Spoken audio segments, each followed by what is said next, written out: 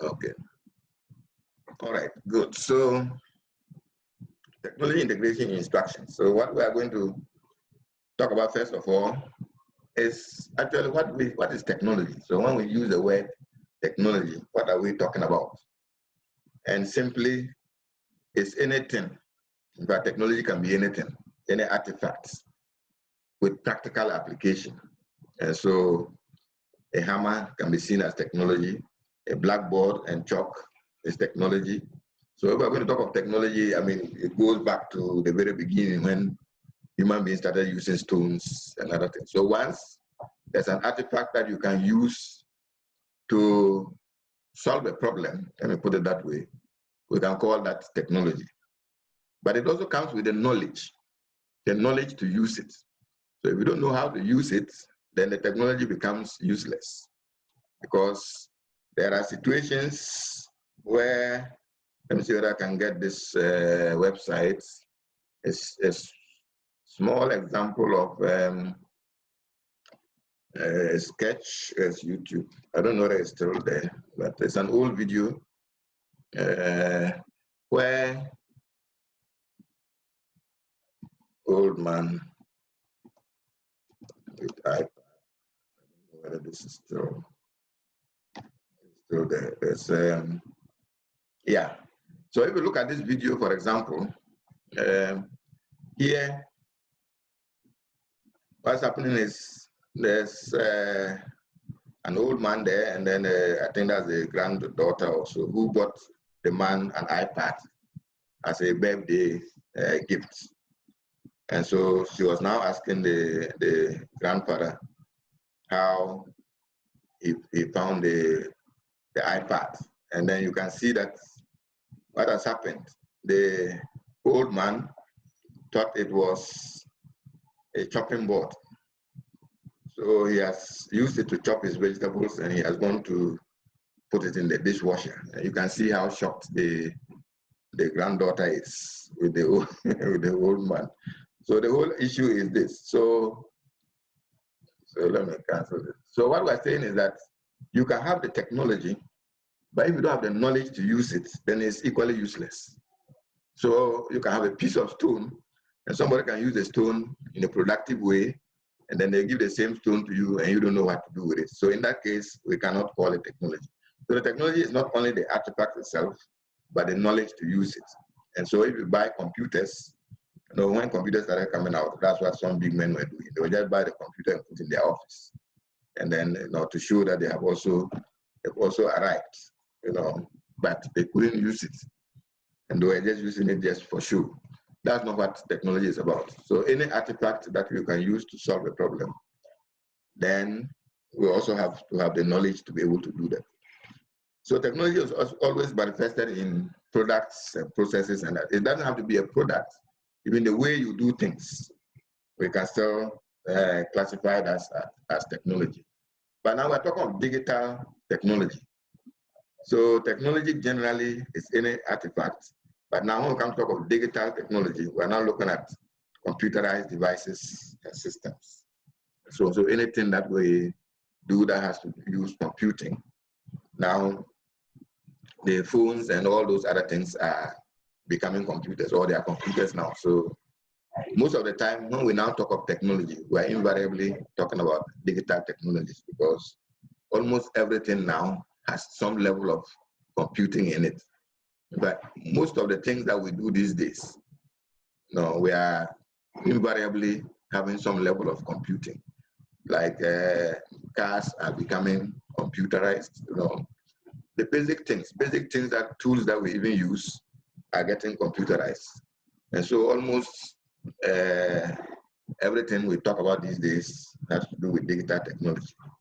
And so now we have what we call information technology. So if you are applying these computers and the equipment to store, retrieve, transmit, and manipulate data, then we call this, all these are what we call ITs. There's a difference between data and information. So data is just the raw figures. If you capture data in Excel or whatever it is, they don't make sense. If you just look at the figures on the spreadsheets, they don't make sense. But if you process it into graphs or trends and other things, then that becomes information. And so we have what we call information technology. And then we also have ICT, and that's because computers started as standalone things. You could just type or process or develop something and save it on the computer. And now the networks came in, and so computers can now be used as communication tools. And so IT is the broader term, and then ICT, because almost all the computing devices now have some communication component. And so we now call them ICTs, or information and communication technologies. So in most cases, you will hear the word technology, digital technology, information technology, information and communication technology. All these are used interchangeably, especially in teaching or in education. So when we just say technology, we are referring to digital technology. We are not talking of chalk and blackboard, even though they are also technology. But we have come to accept that the word technology is talking about the digital technologies. So we use them interchangeably. So worldwide, we are talking about this because we've realized that technologies have spread quickly throughout the world. In fact, in most developing countries, now almost everyone has a phone anyway. And so there's this cartoon that says that there are more people who have phones even than basic things like toilet or electricity or water. So you have, I'm sure we see scenes like this, somebody squatting in the bush, the person doesn't have water, the person doesn't have a toilet, but the person has a phone. And sometimes even a very sophisticated smartphone. So what this illustrates is that technologies are now generally all over. Nearly 70% of the bottom fifth of the population in developing countries own a mobile phone. And this even, I think this 2019 data. So 2020, I'm sure we have more than that. The number of internet users has more than tripled. So now we have getting to 5 billion users of mobile phones, or internet users actually. So people who are using this website that is called Internet Live Stats. Now what this website has done is that it has taken records over the years of, I think over the past 10 years of the number of users, and now it has made a projection. And so it's able to indicate the total number of internet users.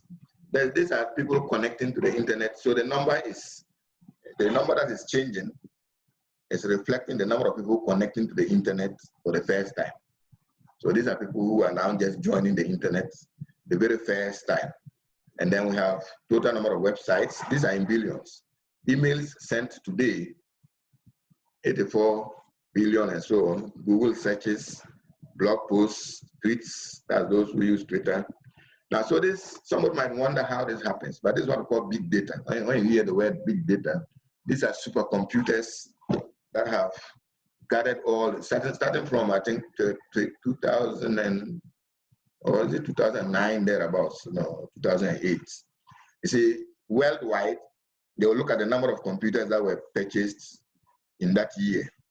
Then they go to the next year, the number of computers bought.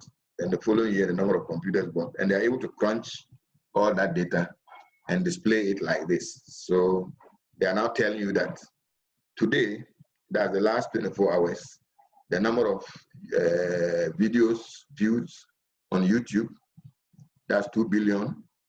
Photos uploaded to this Instagram. Tumblr is not too popular. But if we look at coming down to computers sold today, so worldwide, it's only 214,000 computers compared with mobile phones.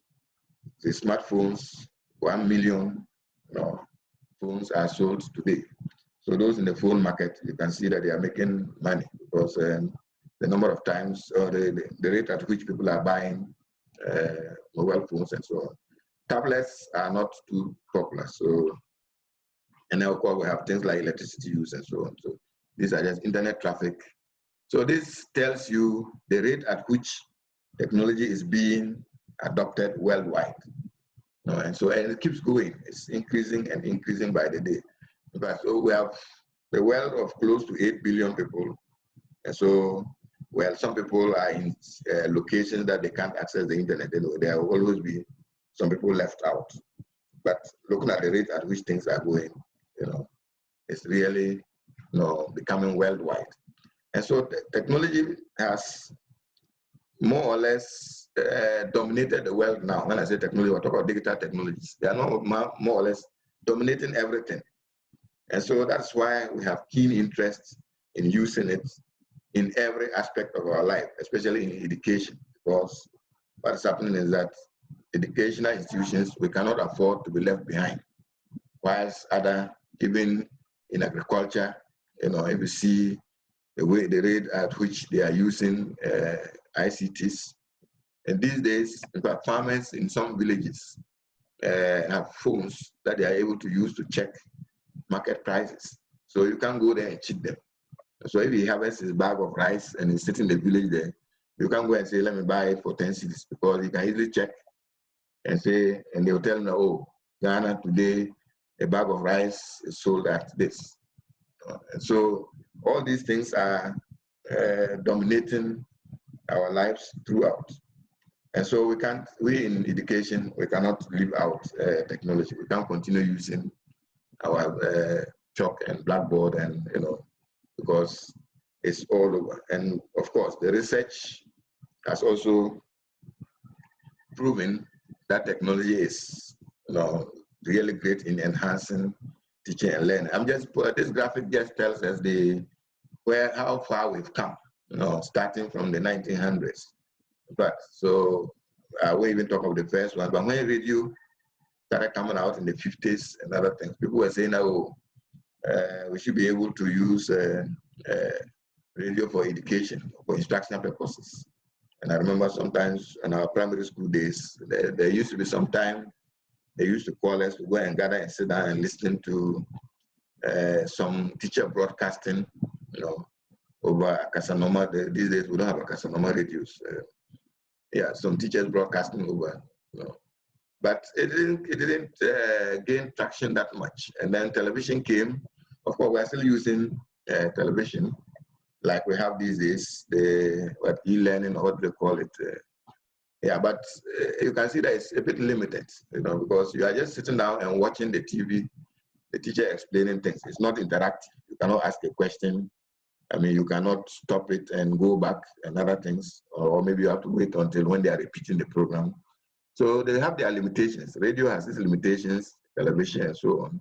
But now when we started getting microcomputers in the 1990s, then things started changing, because computers are now able to do things much more in a more beneficial way than the other technologies where we've come from radios and other things. And there's also something called convergence. But this graphic is a bit old now. But when we talk of convergence, what we're saying is that the devices are now becoming multi-purpose devices. When you are holding your phone, you are just holding one single device. But in actual fact, back in the 1990s, if you wanted to play music, you needed a music player or a Walkman.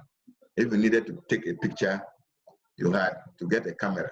To make a call, you needed a phone. This type of phone was what we used to call those of you who are old enough, we used to call it Mijina Bunting. If you had this phone, you were really okay those days, because only few people had it. And because it was cordless and you could stand outside and make calls, it was a sort of a status symbol for some people. And then we had things that looked like computers, but these were actually word processors. You could only type and print. If you needed to record a video, you needed a video camera. And then we had organizers, maybe calendar, and even time, a watch. So all these, in the 1990s, you needed all these. But by 2014, all these had been converged onto one device. And they'll be getting cheaper by the day anyway. So it's not just the fact that we're having convergence, But in fact, if you wanted to purchase all these things in those years, but you needed to be a rich man, actually. I mean, very few people could afford video cameras and other things. So, but now that we have convergence, we are saying that no, it is now possible for us to harness these technologies and see how best we can use them in education. And so far, that's what we've been doing. So we now have what we call phenomenon we call educational technology.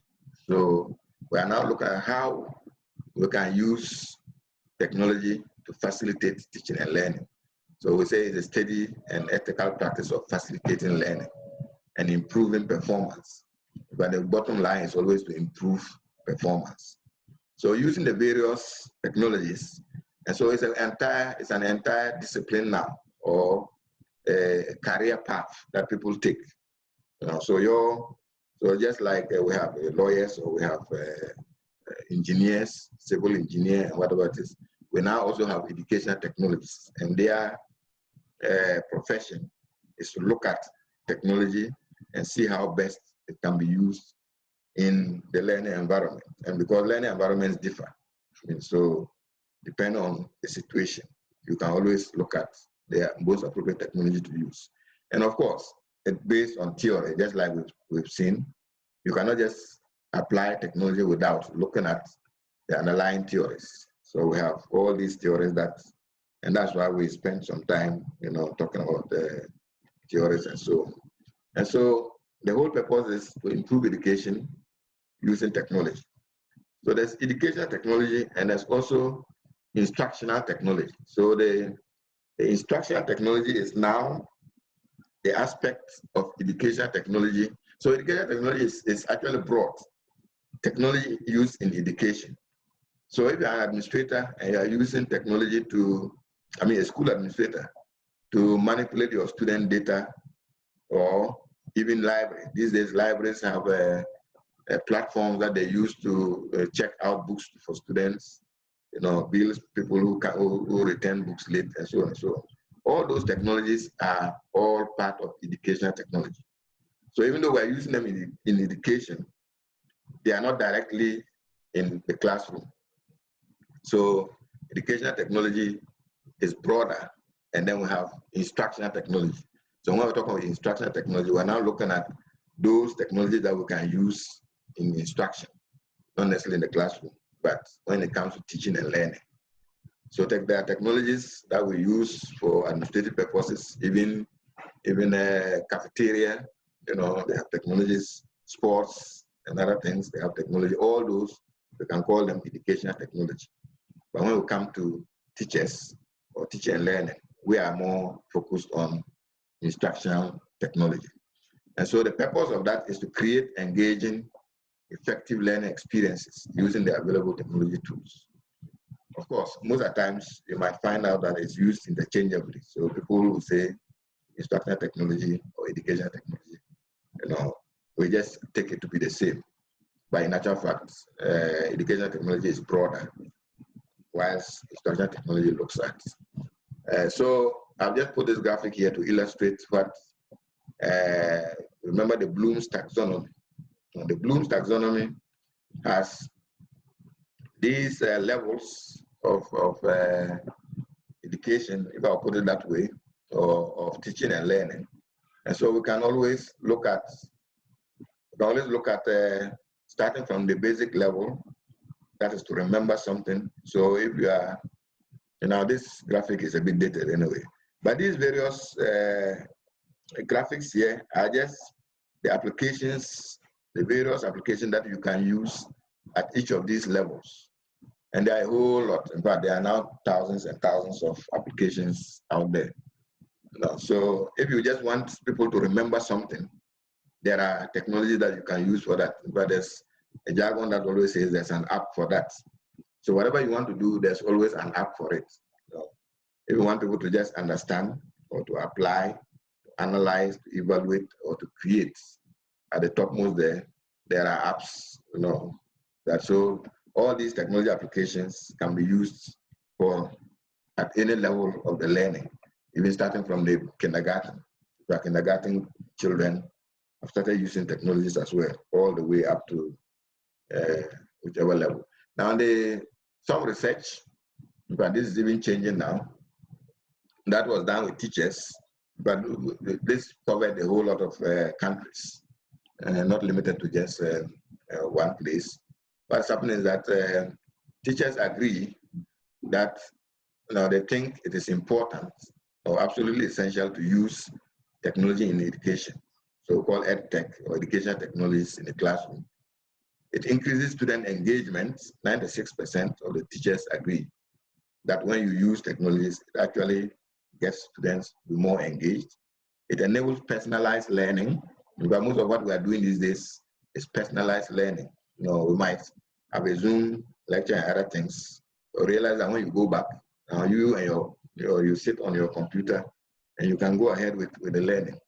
It improves student outcomes, and of course, it helps students to collaborate. So what is happening here is that essentially most, I won't just say teachers only, but most educators, or people who are in education, are tending to agree that, in fact, technology is actually helping in facilitating learning.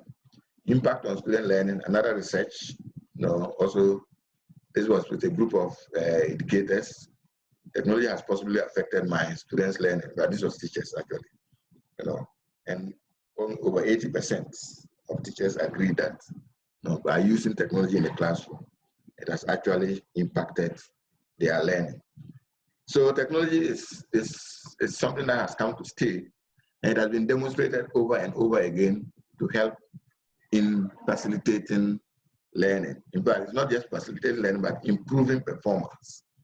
And we can easily see, I mean, if I go to the classroom with a chalkboard or notes and I start reading or write on the board, and then I have another group of students who are watching a video that they can manipulate, like maybe you want to say parts of a flower, or other things, you can show the video on the flower on the computer.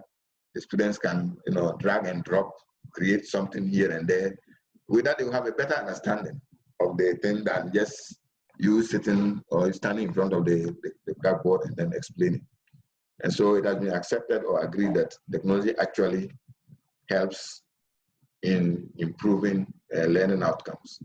And so when we're using digital technologies for teaching and learning, in fact, zero, that's the traditional face-to-face. If you are not using any technology at all, so you come to the classroom, you are using chalk and blackboard. Well, I said they are technology, but in this case, we're talking about digital technologies. So you just have, or maybe schools and the trees. We just have our textbooks and then the blackboard. So that is what we call the traditional face-to-face learning, 0%.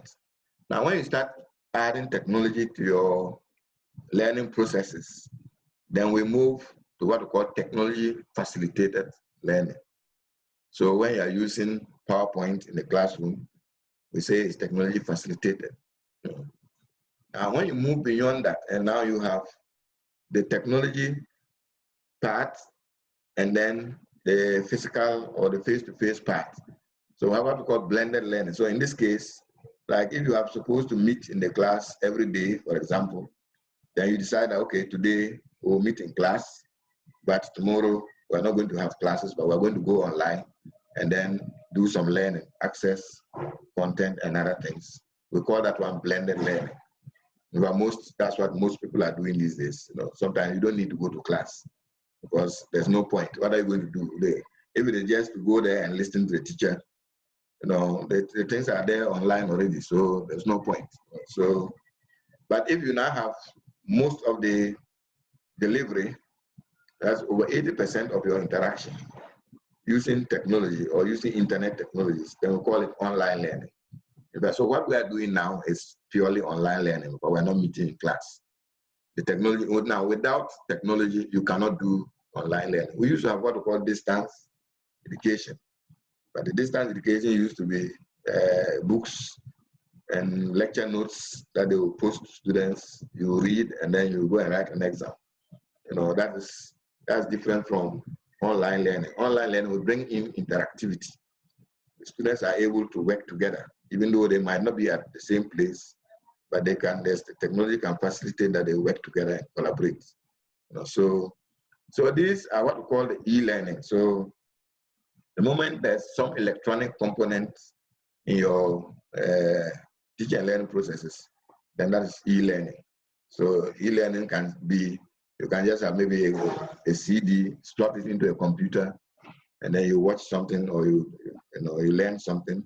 That is e-learning, all the way up to, so anytime or any point that you introduce some digital technology, then we call it e-learning. And so there's the whole spectrum. So from face-to-face, which is a traditional one, and then we have blended learning. In fact, so even normally we go to classroom and we use PowerPoint, to project things, play videos or other things. We call that, the more you do that, then we get to what we call the blended or the hybrid learning until you get to online learning. So it's a spectrum. It's not, they are not things that are isolated. No, you can blend face-to-face with online. You can do only blended learning, or you can do fully online learning. It all depends on you, the instructor, and what you want to do. And so sometimes you might hear other technologies like web-based learning or internet-based learning, mobile learning, but distance learning has now become the same as, in the online learning. So anytime you hear distance learning, we are more or less referring to online learning. But distance learning traditionally was the paper and pen or the posts. But we used to have the colleges in London, that enrolled people here, but it was mostly by post. So they post the lecture notes and everything to you, you read, and write exam. That's distance learning. But these days, when we mention distance learning, it's almost synonymous with online learning, because you cannot do the distance learning now without technologies.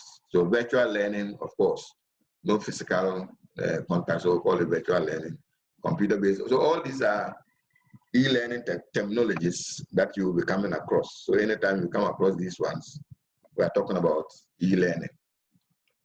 Now, when we successfully integrate technology in our instructional activities, we are able to achieve certain things.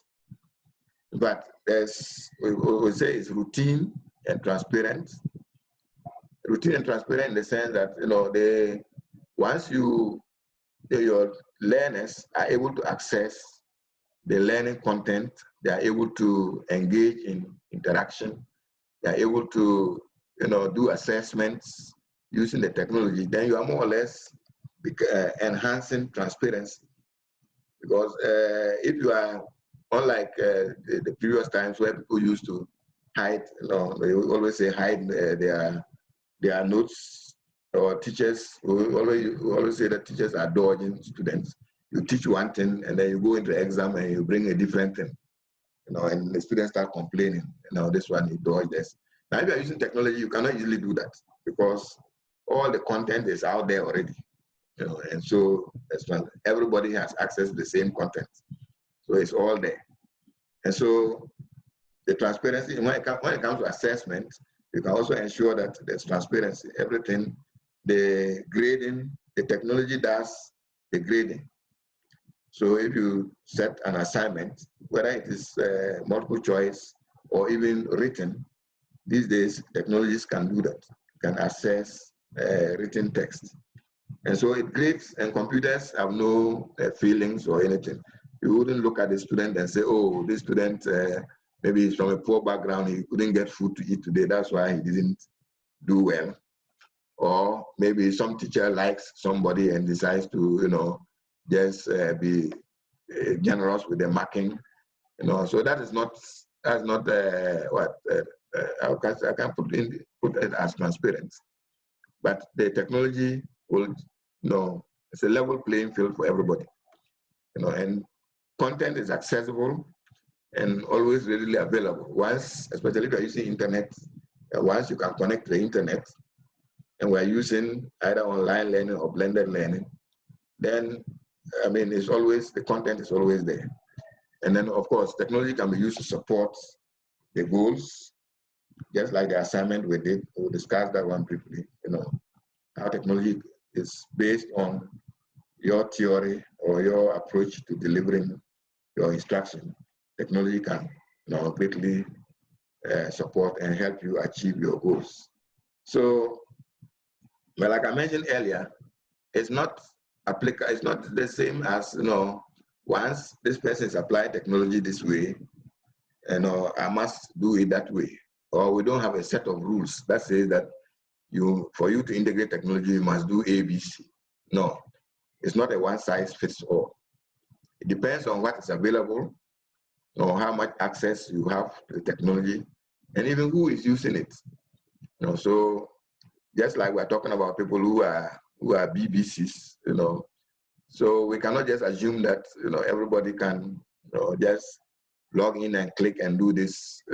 So whilst in some countries, even children in I can say maybe the primary or even towards the junior high schools, have become so adept at using the technologies because they are born with it. Some were born with it anyway. You cannot easily apply the same thing in other places. But there are other places that people are now beginning to catch up. Even the internet speed. Internet speed varies among countries. So, and even within a country, even in Accra here, there are some people in parts of Accra where the internet can be very, very slow. And so you cannot ask students to watch a video, maybe 2-hour video or whatever it is, because what is happening is that the internet is very slow in some places. It will not work, or it might be stopping, buffering and other things. And so to integrate technology, you need to look at all this. These have to be considered. But once you are determined to do it, and you think that it can really be helpful to you, you can always move from one step to the next, and so on. And so what we're saying is that when you are finally able to integrate technology into your curriculum, technology tools can extend learning in powerful ways. The first one is access to up-to-date primary source material. So now these days, you don't wait for a textbook, which is maybe sometimes we have textbooks which are 10 years old, that we are reading. If you want some content and you go online, especially Wikipedia that we were talking about the last time, you get up to the minute or up-to-date information. We used to have encyclopedias in libraries. You go there, they are 10 years old. But encyclopedias, they used to update them every 10 years. So if you go and take the encyclopedia and you're looking, maybe if there are physical things like maps or whatever it is, that don't change much, fine. But other more organic things, it gets outdated. But with technology these days, we get up-to-date information. Efficient methods of collecting and recording data. So these days, we're able to record a whole lot of information, or just like this lecture I'm giving, I'm recording it. You couldn't have possibly done that the past 4 or 5 years or so. Effective ways to collaborate, so students can work together using technologies. Opportunities for expressing using multimedia. But these days, there are platforms and applications that can help you to create something yourself. Just drag things and drop. But just like how a computer programmer might program certain things, without that knowledge, you can still express yourself by using multimedia, make animations and other things. And then learning that is relevant and assessment that is authentic. But learning has to be relevant. These days, we are talking of problem solving. We want to learn things that can help us address our problems. We don't want to go to school and then come out with our PhDs and other things, and then we are living in filth. You come, it doesn't make sense that you have learned a whole lot, but you cannot solve your immediate problem in your environment.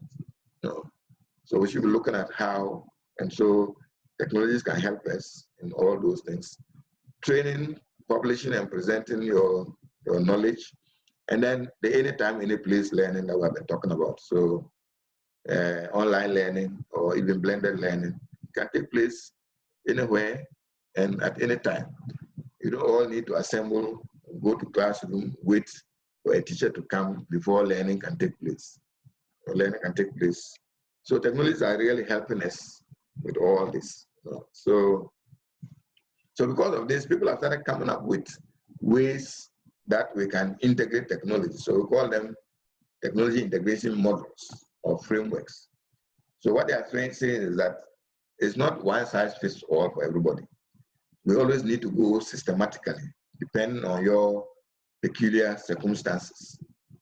And so we have some models that serve as guide. The first one is the SAMR or SAMR model. No, so what they were putting forth here by one guy called Tedura. Okay, yes. So he starts with, so the SAMR stands for substitution, augmentation, modification, and redefinition. So what he's saying is that you can always start by doing what we call substitution. So you take the technology, what you have been doing traditionally or face-to-face, you can substitute some things using technology. And that's what we do with PowerPoint, for example. So rather than writing on the board or the chalkboard or the marker, on the whiteboard, we use PowerPoint. So that's using the technology to substitute what you have been doing. And so, example here, instead of using an atlas in the classroom, we use Google Earth. I'm sure some of you might have used Google Earth the way, so Google has more or less mapped the whole world. So an atlas, which might be a bit old, you wouldn't see the latest features. But with Google Earth, so you can say that, okay, for the geography lesson, we're not going to use paper atlas, we're going to use Google Earth. And so you are simply substituting the face-to-face technologies or the physical things with technology. And so that's at the substitution level. And so most teachers start at that level, almost, so you start, so you can still have your students coming to class, but then because you have access to a technology that can, sort of improve learning and understanding, then you do away gradually with the physical things, and then you now have your digital technology. So the same thing, lecture notes. Now we used to sit in class, listening to the teacher and writing everything, writing all the notes, as the teacher is speaking. These days, what happens? People go to class with recorders, others with cameras. When the teacher projects something, they just take a picture. They don't need to be recording. They don't need to be writing, on paper. And they record the voice, then they can go and play back. So that is just, the substitution aspect. Then you can start moving up, to augmentation. So this time, you are now actually using the technology to augment or to magnify, if I put it that way, the processes. So you are now improving functionally. So rather than just substituting. So when you are comfortable at the substitution level, you can move on to the augmentation. So augmentation simply means that now, so the example here, rather than measuring distances, on an atlas, you can now use the functionalities in Google Earth. So Google Earth allows you to measure distances, between towns or cities and other things. And so you are now, more or less augmenting the processes. And then you go to modification. So at the modification level, the technology is now more or less making you to redesign your instruction. So when you are designing the instruction, you are now conscious of the fact that there are technologies. And so you can modify your instruction. So rather than coming to lecture, you can decide, okay, I'm going to make a video, and then with the video will explain this and that. And then in the video, I'll have so and so. So in that case, you are more or less modifying the way you go about the instruction. And then the topmost is the redefinition, where Now, without the technology, you can't even do the instruction, because in this case, the technology is now driving the teaching. So it's no longer like coming to class and then doing substitution and other things, but you get to the redefinition stage, and then the technology allows you to create new tasks, new processes, and so on. And without the technology, you cannot even have the instruction. And so at that point, the technology is directly infused in your instructional process, or it has transformed. So the first two are what we call enhancements. They are simply enhancing. So this technology enhanced learning. And then the transformation aspect is when you actually use technology to radically transform the way you teach. And so on. But even the online that we are doing right now, we can consider that as a redefinition stage, because if we take away the internet now, then we can't have the class. No, we take away the Zoom and all the other things. You can have internet, but if you don't have those applications, you can't still have the class anyway. So the technology now redefines the entire process. And so this model is suggesting that as a teacher, when you want to start introducing technology, you start from the basic level, substitution. And not only as you, the teacher, becoming conversant with the technology, but your learners as well. As your learners begin to have the ability to manipulate and then work with the technologies, then you can start thinking of moving on to the higher levels. So we call this the SAMR models. So this is just one of the guides to. The second one is called the TPAC. This is a Venn diagram. Those of you who are in math or arithmetic, we have, it's called technology, pedagogical, content, knowledge. So it's called TPAC. Now, what it means here is that there's content knowledge. So some instructors or teachers have their professional areas or their disciplinary areas, and so they know the content. So if you are a historian or you are a chemist or you're a geography person, you know your content. But like I was saying, in the case of most universities, all the lecturers know is their content. They have not been trained in pedagogy. They don't know anything about pedagogical knowledge, and they don't know anything about technology. So what this model is saying is that you can know your content, but to be effective, you need to add two other things. You need to be able to teach, and that is pedagogy. But most of you are teachers, so you don't have a problem with that. Once you are a scientist, there's what? Mathematics teaching. You can do a course in mathematics, and you can do a course in mathematics teaching. So the mathematician or who has done mathematics knows the content. The person who has done mathematics teaching has overlapped the two, or you've now done some pedagogy. And so you have pedagogical content knowledge. So this pedagogy, and so you have the pedagogical and content knowledge. And so that is this intersection here.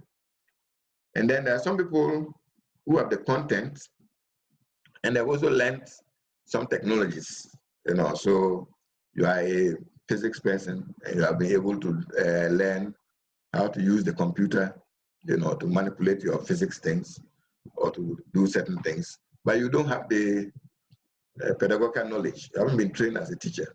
And so you have the technological content knowledge.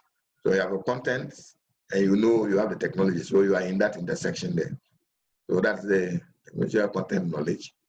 And then there are some people who are teachers. In most cases, this is rare because, if you are a teacher, you should know something that you are going to be teaching. Or you can't just learn how to teach without having but there are situations where you can have what we call the pedagogical knowledge and also have the knowledge to use the technologies. In that case, you fall in that intersection. But what this model is suggesting is that teachers should strive to be in the intersection there. That's the TPAC intersection, the technological, pedagogical, content knowledge. So you have your content, you know your history, or you know your geography and other things. Learn some technologies, or learn how to apply technologies, just like we're trying to do in this course. And then learn how to do the teaching. And so you know the pedagogy, you can design lesson plans, you can, do classroom management and all that.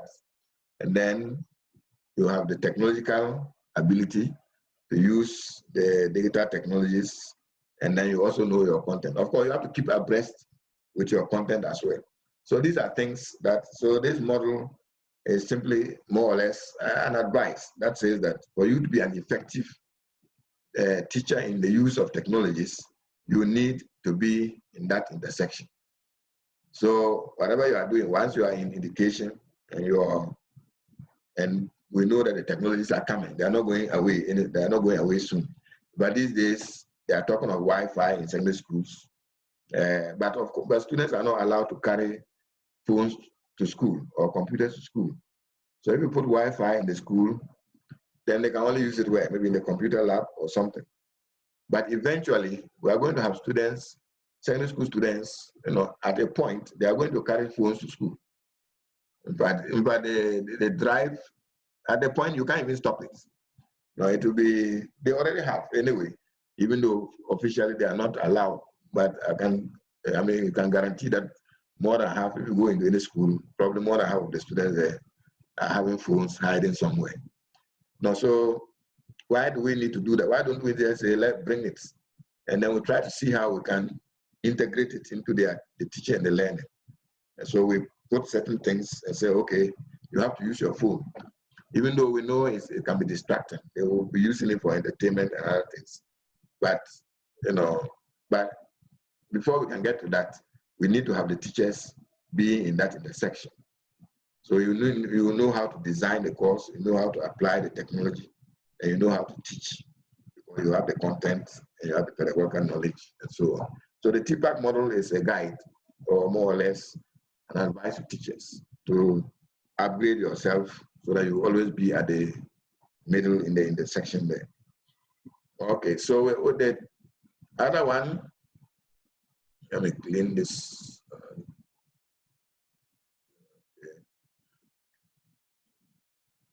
Then there's a EEE framework that, just like the first one that we talked about, it talks of engage, enhance, and extend. Or the same thing that we're looking at, like the SAMR model. So engage, so you use technology to engage students, use it to enhance the way we do things.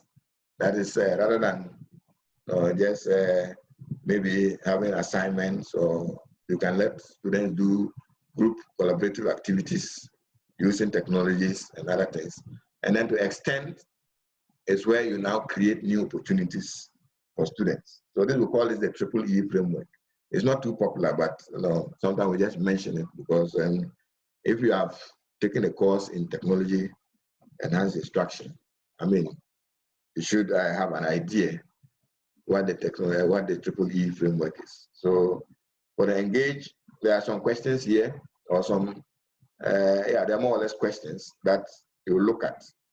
Does the technology cause a shift in behavior of students where they move from passive to active learners? So rather than just getting students sitting down and then listening to you, you need to find a way to engage them, or to get them to engage in the learning processes. So we have what we call active learning. And so if you are able to address all these suggestions or questions put out there, then you can find your level, whether you are just using the technology to engage the students, or you are able to enhance the learning, and then to extend. Extend that the technology create a bridge between school learning and everyday life experiences. So like I was giving examples the other time, school learning and then what we experience in life, there used to be a big gap. So you go and do the things in class, and then you go to the field, and then sometimes you are not even able to relate what you are doing in class in the field.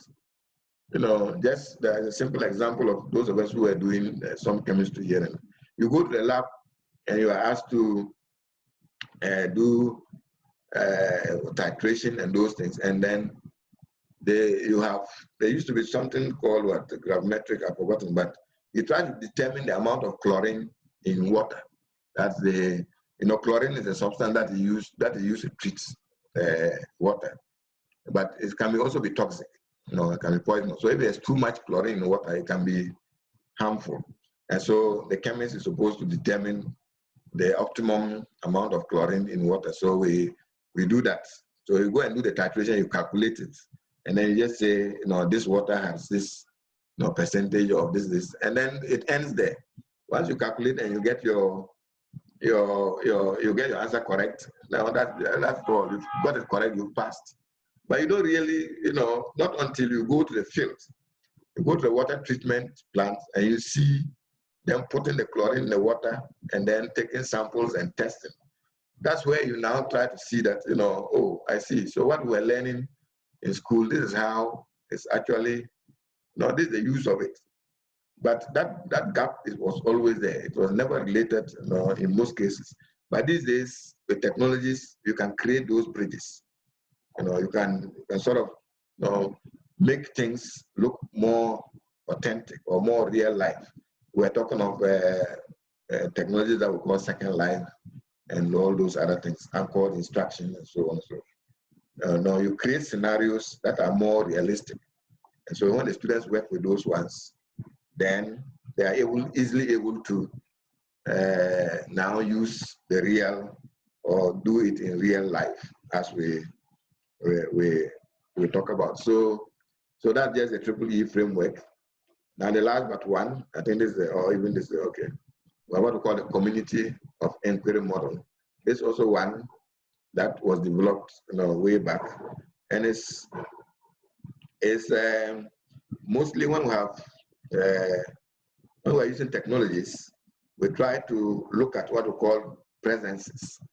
There's what we call social presence, there's teaching presence, and then there's cognitive presence. Now, what this is talking about is that the teaching presence is you, a person who is doing the teaching, are the students feeling that the teacher is actually present and engaging in the processes.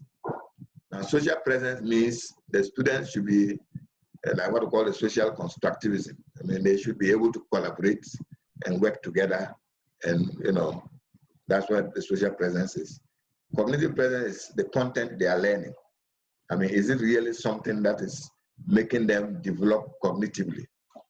So normally when we are in learning, we are always moving. So anytime we're having a lesson or an interaction, we're trying to move the learner from one level to the next, or a next higher level. There's no point going to class and doing something that is routine or something that everybody knows already. I mean, we all know it already, and I mean, there's no point talking about learning. Or learning is actually, well, once you go out, you would have at least acquired something, during the learning process, and that's where the cognitive presence comes in. So, what we're saying here is that, and it mostly has to do with the content. So the learning content should be such that at least the students are engaged cognitively using their brains. They are also engaged socially by interaction. And then, of course, you, the teacher, you are also present. So what we're saying is that these also interact. I mean, intersect rather than interact. So another Venn diagram here. So we have setting the climate.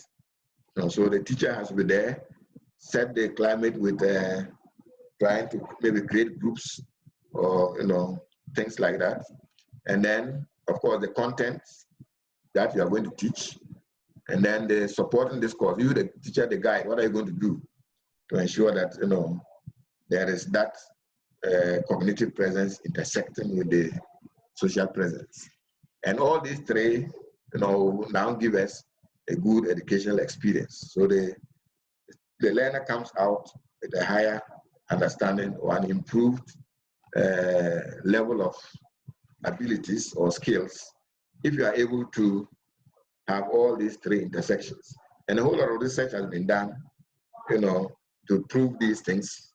And it's actually, a model that has stood the test of time. Most of the times, people using, but some people have done PhDs trying to see whether you can, I mean, without this, because most of the times what we used to have in the traditional classrooms is the teacher presence or teaching presence. So the teacher is there, and then maybe the cognitive one. So you are the teacher plus the content. You are just delivering the content. If you try to now introduce group work or field trips and those other things, that's where the social presence comes in. And so all those three need to intersect. Okay, the last one, I said the last one. Oh no, this is the last but one. Okay, there's one called the RAT. It's just like the SAMR. That one talks of replacement, amplification, and transformation. The same as the substitution, the augmentation, and those things. So the replacement says technology takes the place of the traditional methods. And so they have demonstrated here with these examples here. Walking, no, and then, so the original lesson is like walking as a means of transportation. So we go to class, what we used to do traditionally in the classroom. Now you come to replacement. So the replacement, we now, begin to substitute the walking with horses or wagons and so on. So this, so the covered wagon, okay, replace walking as transportation. And then, of course, amplification. So now we have the car. Now the car is amplification because the car is not only moving you from one place to the other. Unlike for walking, you wanted to go from A to B. For the horse-drawn thing, you have replaced the walking. It's a bit faster or a bit comfortable because you will not get too tired. But all it does is still send you from A to B, nothing else. Now you come to a car, which is amplification now. So it's now beyond just moving from A to B. Because you're in the car and then maybe there's music, you're listening to music, or you are, turn on AC and other things. So the car has amplified the process. So rather than just moving you from A to B, which is the main thing, the car has added other things to make it more comfortable and to go faster and other things. And transformation is now thinking of, using the form of transportation that is beyond your imagination. So this is something like a futuristic type of vehicle where something can fly and then, go and drop on the road and then go on water and so on.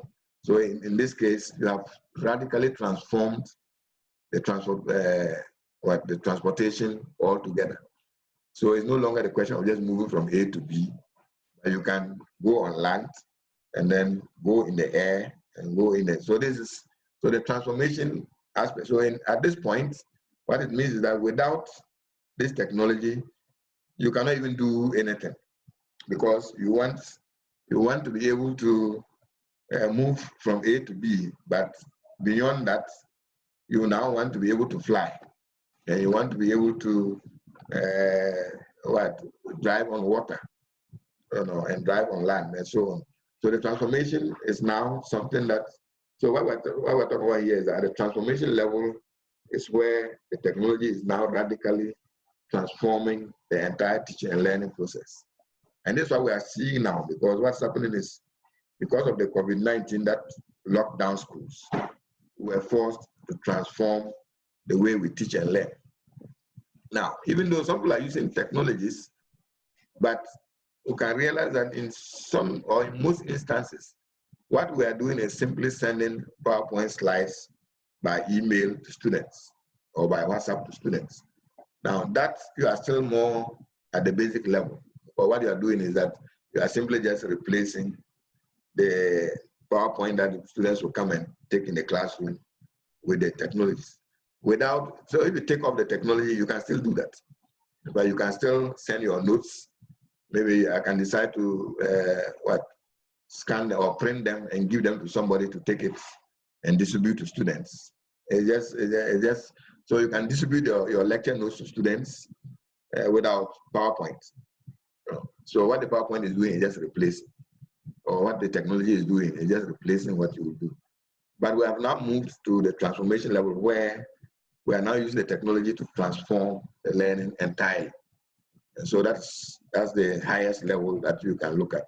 And so we have got all these, there's the last one called the PICRAT, which is a bit complex, but we don't need to worry too much about this. This one is a matrix that looks at when you are using the RAT model, that is so the replacement, the amplification, and the transformation. And then we have how you are creating the learning experience. Are the students just passively listening to you, or they are interacting, or they are creating? So we call this the passive, interactive, creative, and then the replace, amplify, transform. So we call it the PICRAT. And this is a bit more complex. But what it does is that it's just further explaining the RAT model here. So in integrating the technology in instruction, there are all these, and again, these are just guides. And so it's up to you, the instructor, your environment, your learners, your resources that are available to you to now determine how best you can use these technologies to improve learning or achieve your learning objectives. Remember, we always start with objectives. We want to achieve our objectives. And so, in fact, if your objective, just like we're looking at the assignment, if your objective is that the student should be able to define something, or explain something, now that you probably don't even need technology, because you just need to give the content to the student. So the student can read it and be able to define it. Probably not even understand it, but they can define it. In fact, we went through learning processes like that, where we could rattle certain things, or we could write certain things without understanding actually what they meant.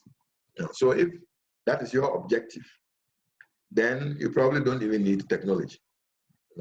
But if your objective is that maybe the students should be able to solve a problem or create something or a project, they take on a project, and at the end of it, either they write a document or they create an artifact or something. Then in that case, you might start thinking of what technologies that you can use. Are you going to demonstrate the thing using a video, or are you going to allow them to use animations, or are you going to? So that's where the technologies now come in. So it always depends on you, the instructor, your objectives, what your learners can do, and what technologies that are available to you. Once it's not, you can think of the highest things. If the technology is not there, there's nothing you can do. Or if the students cannot use it, there's nothing you can do. So these models are just there as basic guides, or they try to tell us how, as instructors striving to use technologies, the things we should be looking at. You can't just say, because somebody is doing this, let me also do that. No, it doesn't work that way. In fact, it happens in most cases. No, people go to other places and they see them using computers for some things, and then they also come, and buy. You visit a place, and the receptionist, has a computer on the desk, and now you look at it, and what are they doing? They are using it to play games or watching video.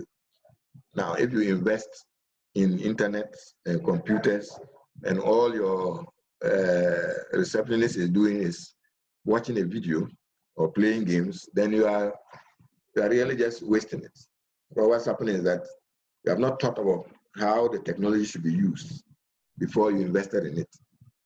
So you don't just buy the technology because it's there, but you don't look at your needs, how you are going to use it before you now begin thinking of integrating the technology.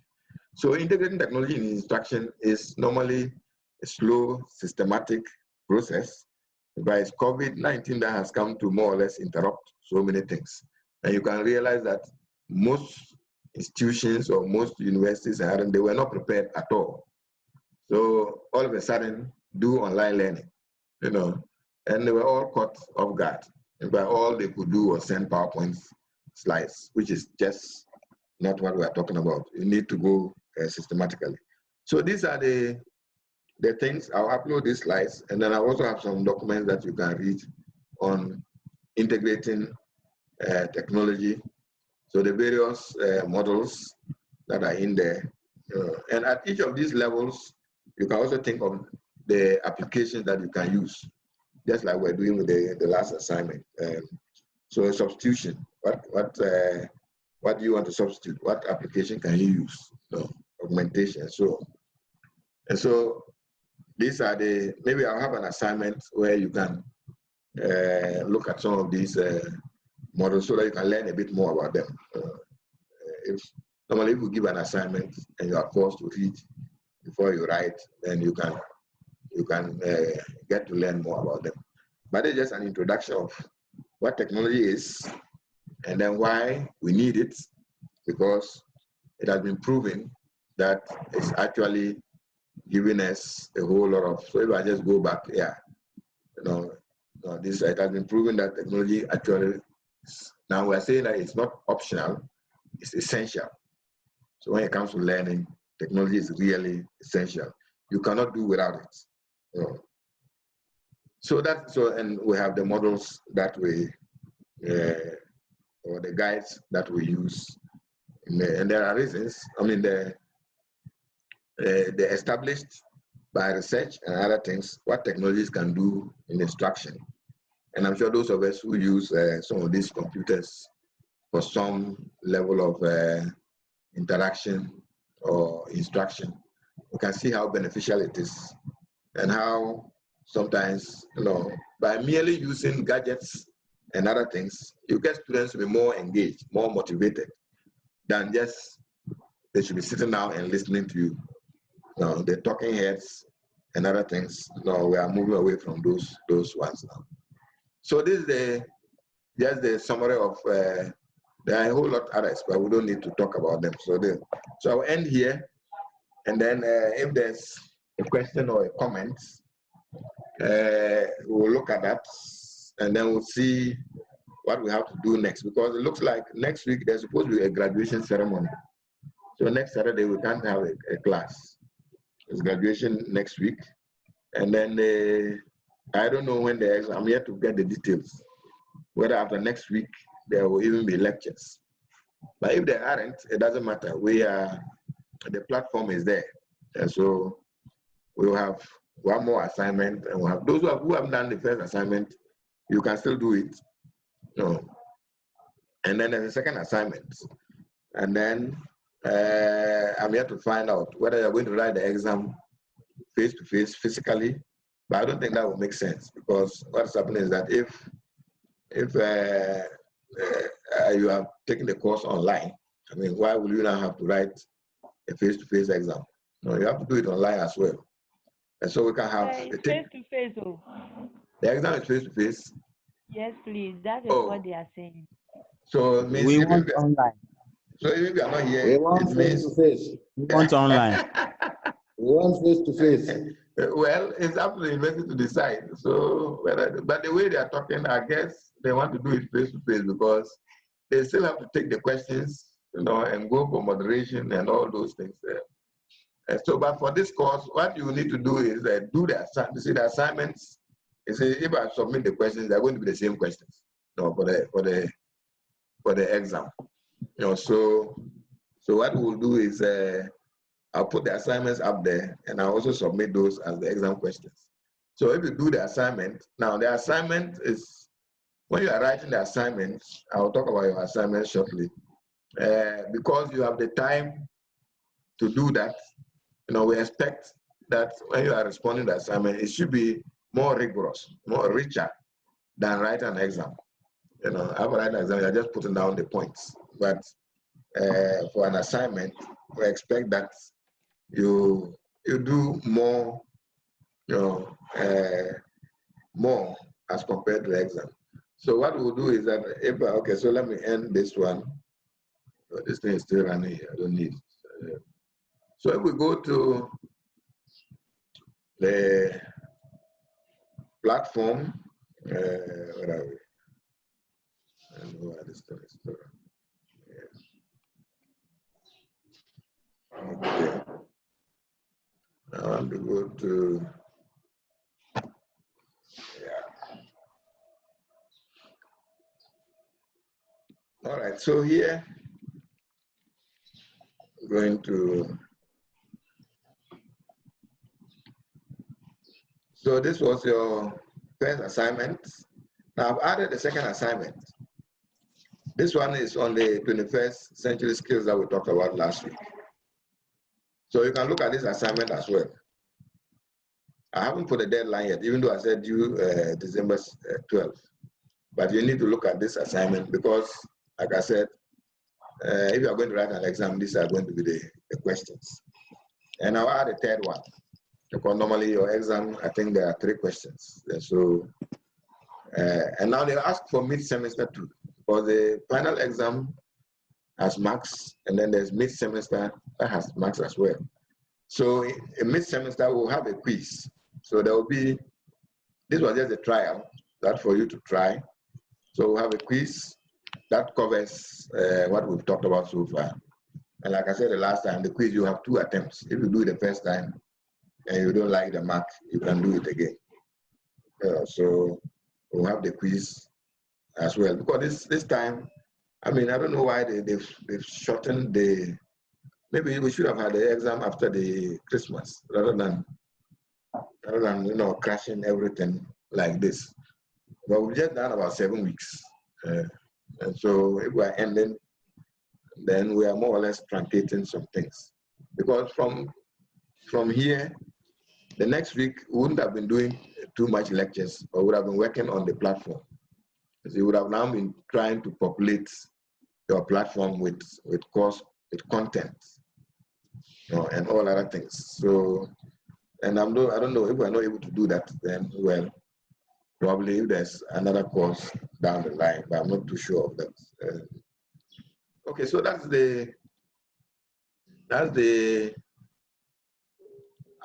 what we'll have to consider now. But now your assignment, so I've graded the assignment. I've got some feedback for you with regard to the assignment. Now what's happening is that the assignments, see, this course is practically oriented. It's practically oriented in the sense that it is asking you what you will do. It's not asking you, it says, so state the learning goals. So this one is straightforward. So just state the learning goals, state the objectives. But here it says, describe one specific theory will mostly apply. So, hello, Doc. Yes. Yeah, question? I'm a bit scared you are not going to explain it because we are giving some of us who joined the class late to resubmit the assignment that we have missed. Yeah. I'm a bit scared that you are rather going to explain the details of the important. Oh, I see. Those of you who have not submitted it. Okay. Okay. Anyway, interesting. Yes, well, what's happening is I've given you feedback. Each individual, I've given you feedback. Thank you. So probably those of you who are yet to submit. Okay. So I don't let the cat out of the say what they. But so each individual, yeah. So if you take your assignment, there's feedback that you can use that will help you to improve the way you write the assignment. But generally, as much as possible at the master's level, when you're writing an academic paper, we want you to have references. We want you to put in. It's a habit you should start cultivating. So if you are, because you're not writing everything from your head. See, if you are talking of, if you take something, you talk of constructivism and you're writing, it's most likely that you are picking it from somewhere. But we don't want copy and paste. We always say that you can read it, have the ideas, and then you can also express them in your own words. But then you still have to attribute, where you are getting the information from. But we don't have all those things in our heads. It's always coming from somewhere. So at the master's level, when you write an academic paper, as much as possible, have references. So we have what we call the in-text referencing, and then at the end of the article, you list your references. I was talking about referencing style. I don't know whether you've done that in research methods, but when you are finally, you say? Not yet. Oh, I see. But when you're finally writing your research output or your research findings, you have to have references, So that is something you should be looking at when you start writing. Yeah, Christy. Is it Christiana? Christina has your hand up. Can you unmute your mic? And then, yes, please. Yes. Hello, sir. With the references area you are saying, Yes. and then the in-test references. When we are writing exams, if it is face-to-face examination, do you have to also give reference? No. We don't reference in exams. No. You can't do that. Not exams. We're talking about assignments or any academic article you are writing. Yeah. Yes, sir. Yeah. No, not after exams. No, you can't have references.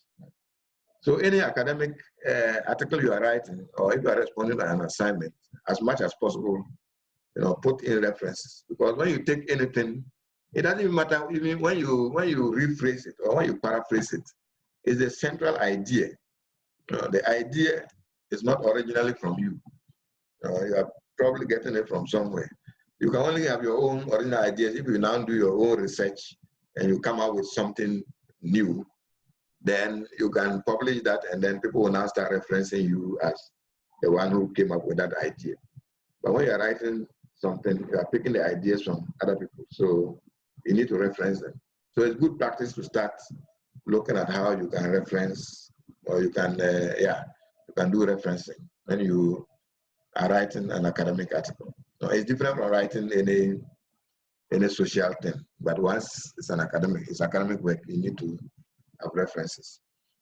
Okay, so let's end the last part with one last thing. And so this is we are going to add users to our platforms now. So, okay, so I'm in the, all right. So if you go onto let me go back to the dashboard. Now, you haven't created a course yet, so you wouldn't see anything like this. No. What you can only see is a dashboard, and then probably there's nothing in there. But what you have to do is, if you scroll all the way down to site administration, okay. So the site administration, we're doing users. Now I will create a short video on how to upload courses or how to create courses so that you can create a course on your platform. But the users, so here we added a single user. But this time we are now going to add a group of users. And so that group of users is where we say upload users. So uploading users means you now have to have a file. It says choose a file. That you will. So you should have created your users in a example. A CSV is a format of saving text. Just like how we have Word documents.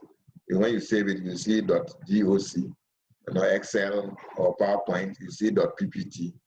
So a CSV is a simple text file. So if I open it here, it's like that. So we call it CSV. CSV stands for comma separated variables. So so you separate variables with commas, a comma. So comma separated variables. So username. So here, if I take myself, so my username, maybe the username is your email at gmail.com. Put a comma, my first name, so my first name, taking comma, my last name, no spaces. And then my email, the same as the username. So yes, at gmail.com. So it means you have to have a list of your users like this. So I can add another one, or I'm just copying it. So this will be your list of users. So, and this is the file, the type of file that you can upload. the type of file that you can upload. So what I'll do is that I'll create a document like this containing the list of members in this class, and so the members in this class, what I'll do is that I'll upload this. If I go back to the dashboard, there's it. I'll upload this to the course platform. So I'll just say list of, okay, I'll put it somewhere. I just put it somewhere. I'll say list of class members. So when you click on it, it will download the text file, the .csv file. And once you download that, you can come to your site administration and then go to users. And then let me save what I did, even though it will complain that, okay, I wanted to, well, I already have this account in there, so it will complain that, okay, let me just get a few of the people in this course. Browse list of users. Okay, so all here. Can I export this? Let me see. Oh, this one is not allowing for exports. Now, because it's a free version, so I can't easily. Let me copy this. For the free version, I can't easily export. If you are using the paid one, you can always export the list of your users. So we have it here. Oh, this will be a whole lot of work because they are not in any order here. Okay, but let me take people who are not in the, no, all these are already in the account anyway. Yes, so this is how I'll do it. This is this. No, we can use this, but I'll create a text file or a CSV file that has the list of participants in this course, and then you can upload it. So if you go to the site administration, and so once you upload it, then everyone can log into your course or into your platform. We haven't created courses yet, no. So it's unfortunate that we might not have the time to go through, because after putting the users, we are now coming to create courses or create a course. And when you create the course, then you can start putting in some of the content or some of the things. So I'll leave the users for now, but let me just go to courses. So if you have even just one user in there, later on we'll upload the users. But then if you go to courses, still under site administration, you can see add a new course. But there's something called categories, but we don't need to put it in there. So again, it just shows you, yeah, Gabriel has your hand raised. Yes, please. Yeah. I'm still trying to create a new user, and I use my email address for the username, and then That's here. No, but once you created creating the new user. Once you created the system, then your email address is there already. That's why you used to log in. So you cannot create, yeah. So if you're adding a new user, it should be a different person. It cannot be you again. You can try to add. You can try to add me. You can use. Okay. You can add something like at gmail.com. You can add. Okay. My and then the user. ABC 1, 2, 3. You can click on the I there to open it so that you can see. Yes, please. And then the false password change. Sure. Yeah. Yeah, go ahead. And so if you just put my name here, so yeah, and then the email is un@gmail.com. Okay. So and that is it. So just do this, leave all the others, and then go all the way down and create a user. If you have a friend, you know that your friend's email, you can create an account for the person. You see? So this is a single user. So yeah, but we are saying that if you have more than 10, 20 students in the class, you can be doing this one after the other. You can put all the users in a small file and just upload. And that's what we are talking about. So, and that's why I was saying that if I take a list of all the people in this class, we can create that file and then we can upload it. We can upload it into the system. So that will be the users. And then, so you can always go back to site administration. Okay, let me leave here, I'm not saving it. And you go to courses. And then, so remember what you have created is an account in Moodle Cloud. You can create several courses. So it's just like a school. You go to a school and then you can create various classes. So each course platform, so I can have, it says add a new course.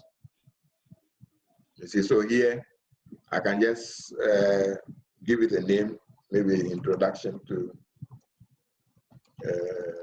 what? Physical geography. We have physical geography, do we? Yeah. Okay, so you have short name is normally for institutions. You have the code, the course code. Maybe like we have MEDU. EDU 6. It can be anything. That's the course code. Categories, you don't need to worry about this. So, and then the starting date of the course. When is it starting? So by default, they post today's date there. So no, this starts. This tomorrow. So course starts tomorrow. Course ends. It gives you a whole year, but from 2020 to 2021. But that's not. So you have to decide when in fact the calendar is here. You can always pick this, and then so it's not ending November 2021. You can say maybe what? Oh, it goes all the way. In fact, if you don't want to use the calendar, you can just use this. So you can say December 2020. So it starts this date, it ends this date. All these other things, course summary, and you don't even need all these ones. There's image. Of course, we don't also need this. But then the thing you need to consider is the format. How should it be? Should it be weekly? Because weekly means the system will now give you sections as weeks. So each week, so it will have week 1, week 2, week 3, and so on. And so if we say weekly format, how many weeks? This one says 4 weeks. Normally a semester is about 12 weeks or 14 weeks. So you can put that. And then show sections on it. So some of them are really not necessary. But when you do this, it's enough. You can just save and return to the course. Or you have the course name. These are the two required ones. Course name and then the course short name. And then you want it as weekly. But you can say you also want it just to be a single activity or even a social kind of interaction. It will create a platform like a social media, But normally we don't use Moodle for that. Mostly for, you can say topics. So in this case, we say, okay, we want to do 5 topics. Just like I'm doing with this, if I open here. Just like with this course, Technology Enhanced Teaching and Learning, you can see that it's in topics. So this assignment, introduction. So these are what weeks 2. So these are topics that I have created. Now, if I had left it as weekly, it's going to say week 1, week 2, week 3, and so on. So you can decide that you want to have it as topics or as in weekly format. So that's where are we? Yeah. So let me go to the yes. Oh no, one of the anyway. So this is the. Let me go back to site administration. So when you are creating the course, it's very straightforward. Just add a new course and then give it a name, a short name, and then the format. And then that's all. You just come and say save and display. So once you do that, so let me go over. I didn't look at close the other window. Okay, yeah, so here. So we said Introduction to Physical Geography. This, it starts 29th November. Now you can decide to keep it open. This one says enable course end dates. So if you unclick this, it means the course has no end dates.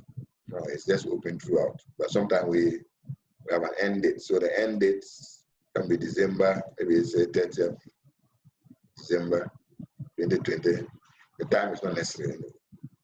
And then all these ones, we don't need to worry about the topic formats. And so I just say save and return. So it will save, and then it will bring you back to, okay, well, I put it in the e-learning.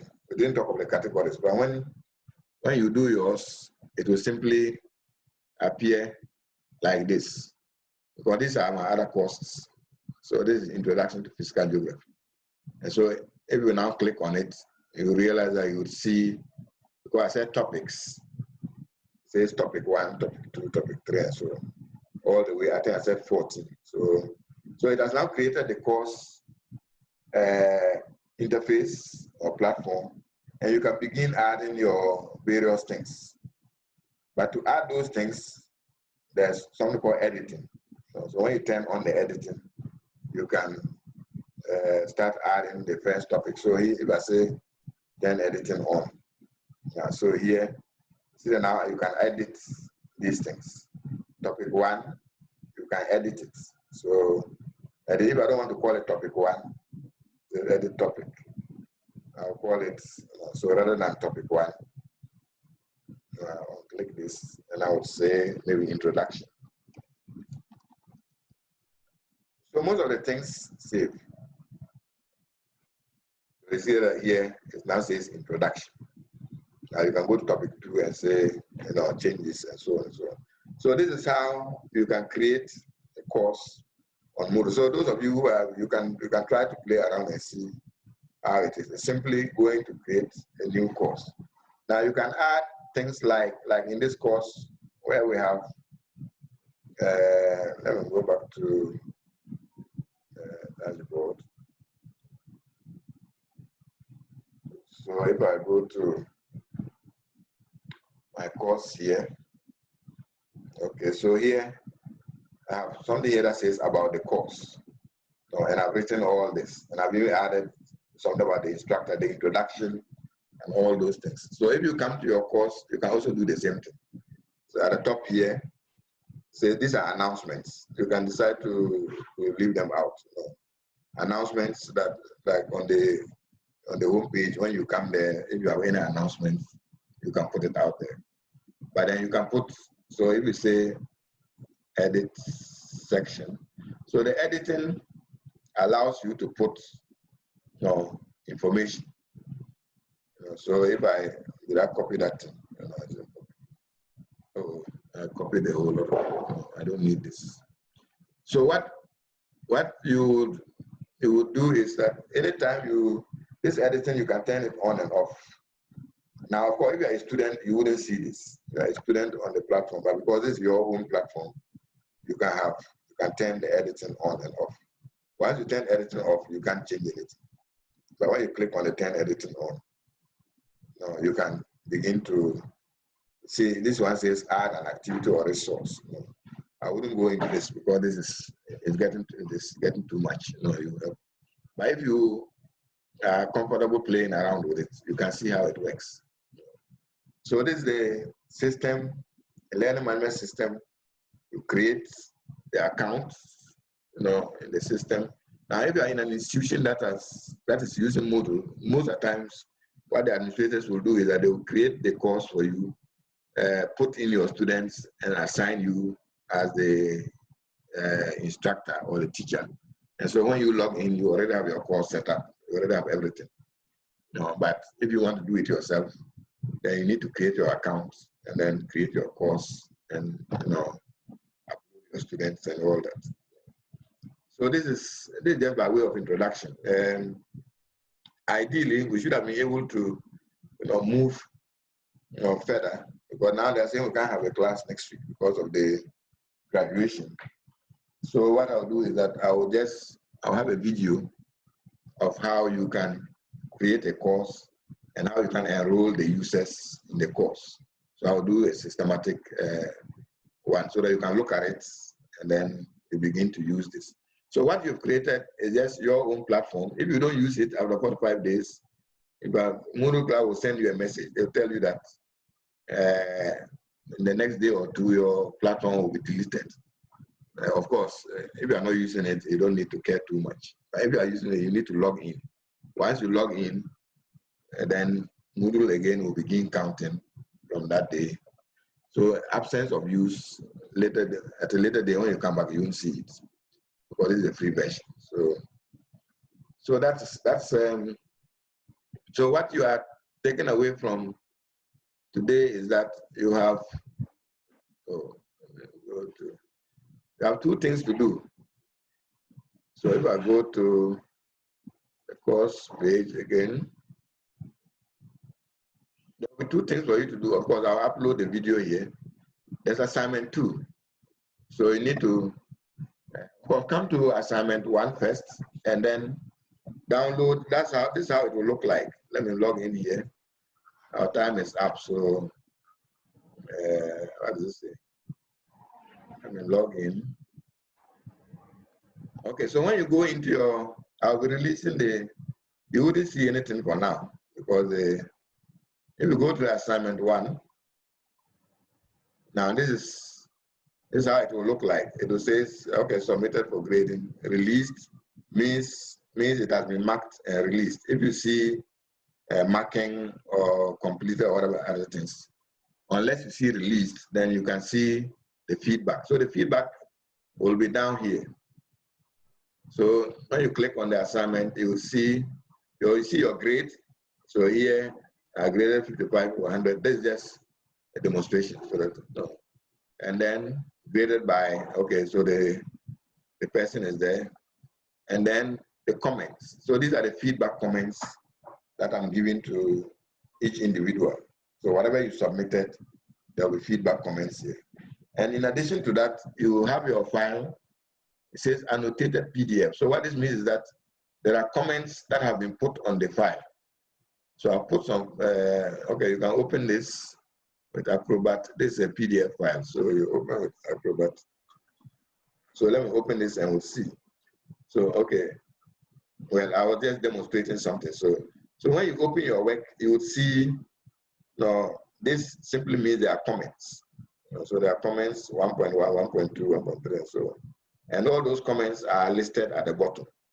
So yeah, they are at the bottom here. So if you look at comment 1.1, if you click on this, it brings you here. It says, okay, good. Okay, 1.2, don't do that here. It is not necessary. So this is just how your annotated PDF will look like. So when you open your assignment, you'll get some feedback comments. They may not be a lot. Maybe it would show you how you got your grade, but then you need to open the file itself so that you see the comments. And the comments are in the positions where they are made. So if you, that process, let me open I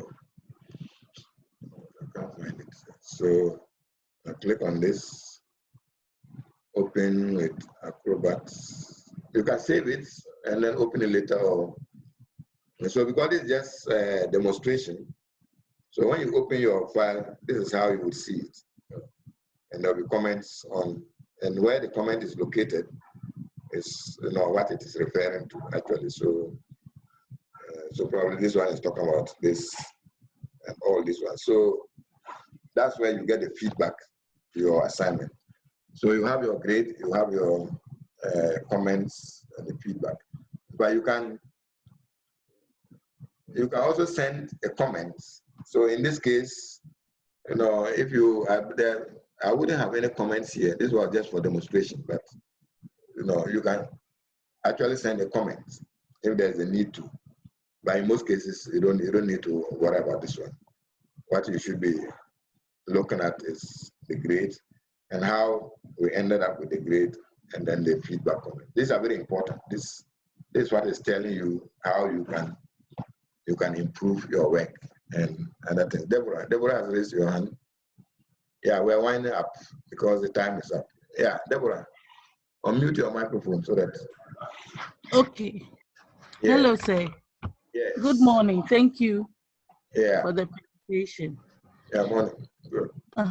Sir, this technology thing is very good and interesting. My question is, with the limited bandwidth we have in Ghana, how possible would this hybrid thing really work? Because the internet, I've been going on and off because of internet connectivity. Connectivity, yes. It's so frustrating sometimes. That's why we talk of blended or anytime, any place learning. So what we're doing is that even though we're having a live session now, what we're doing is that to ensure that nobody misses anything because of internet or whatever, we record everything that we're doing and then we upload it. So the live session, everything is recorded. So if anywhere you now go and you get good internet or even free internet, maybe if you are at a workplace or whatever it is, and you have free internet or good internet, you don't have to watch the video live on the internet. You can download it. You see, so you can go to a place, but maybe eventually there will be places where you can have free Wi-Fi, like in some hotel lobbies or maybe in some, there are places that you can get. But when we were students in some places, that's what we used to do. Because where you stay, the internet was not good. But because the lecturer was recording everything, you always get up, go to a hotel lobby where there's fast internet, spend about 10 minutes and download all of them. Download all of them onto your computer, and then you can go back and then you realize that you have not missed anything because all the recordings are there. So you don't need to be live on the internet, even though it will be good for the interactivity purposes. But to access the content, to contribute, you can contribute to the discussions, like the let's introduce ourselves like this. It's not real time or it's not synchronous. So you can go in, read what people are saying, and you can also contribute. You see? So that's why we call it anytime, any place. So for now, because of those limitations, this part of the world, when we're designing instruction, we try to do it in such a way that we don't do it like they do in other countries where internet is very fast. We don't do simulations and we don't do those kind of virtual reality things because you can't do that. And so we are going systematically as and when the things start improving, then we can be looking at. So you as a teacher, even you can be face-to-face classes, you can still use a technology like this because what's happening is that when you do your presentation, you simply upload, like I have the PowerPoint here. It's not everybody who would have been able to follow the PowerPoint. And so all you need to do is now come and download it here and you can look at it. And we've added a whole lot of other resources as well. Yeah, so, yeah, whose hand is up? Is it Kafui? Is it Kafui? Yeah, Seth. Please, how do I download the videos? I'll be able to download the other things that you send, PowerPoint and stuff, but the videos I will not be able to download. But the videos, why? It's you can't, let me see. Yeah, it allows download. But some of them are on Zoom, which you can download. Others are on YouTube. It's a YouTube, let me see, like the instructional design one. Let me see what I've enabled to download. I think I should have. So even though this is in YouTube, this is, now you can set up a channel in YouTube and upload videos. Yeah, save. So it has, yeah, has it been enabled? Watch later, save to usability. Oh, okay, create a new. Okay, I have to, yeah, so this, it looks like I have to enable the download. Okay, I'll check it and see. Because yeah, because you should be able to download it onto your computer.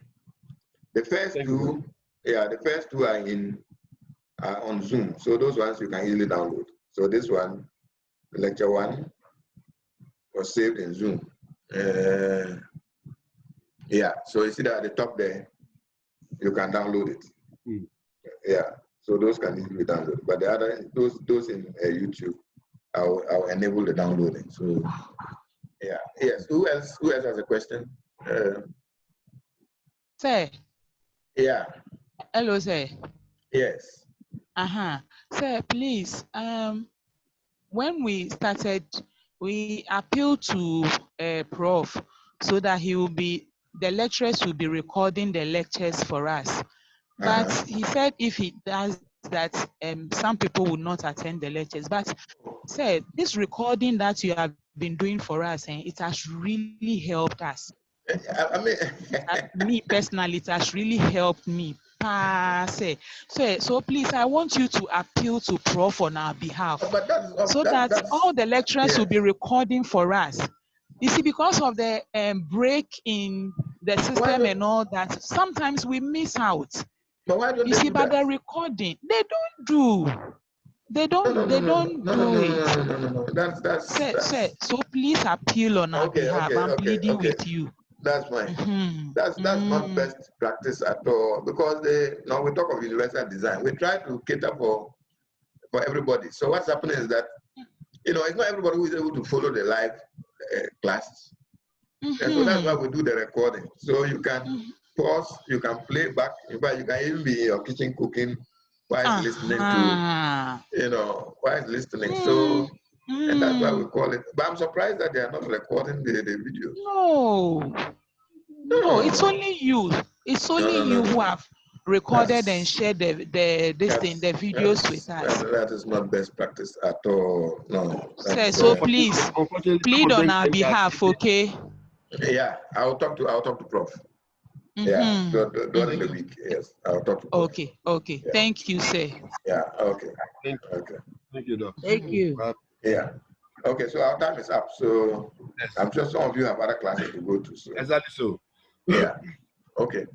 All right, that's fine. So we'll see if we can have a class next week. We'll see whether there will still be an opportunity for us to have an interaction. But without that, the platform is there. Everything will be on the platform. So thank you. So you can. It's a quick one. Yes. It's a quick one. Yes. Are we going to continue this course second semester? I'm not. I don't know. But maybe I'll recommend. I'll recommend that we.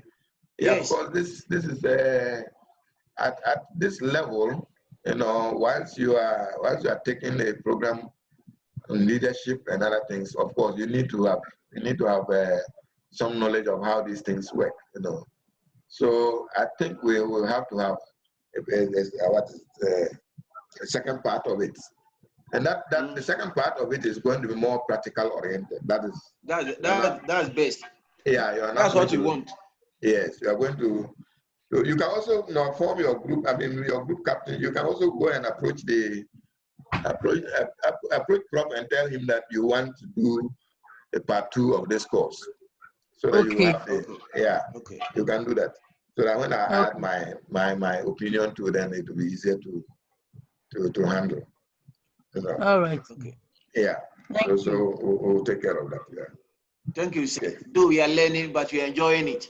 This is my first time, but we're enjoying it. Oh, okay. Yeah.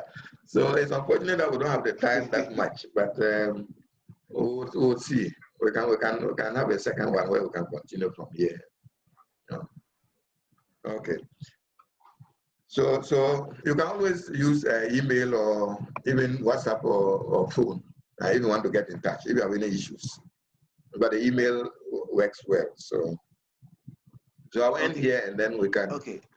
Yes. Whatever information I have, I'll put it up there or I'll send email as well. So. Okay. Okay. Thank you, sir. All right. All right. So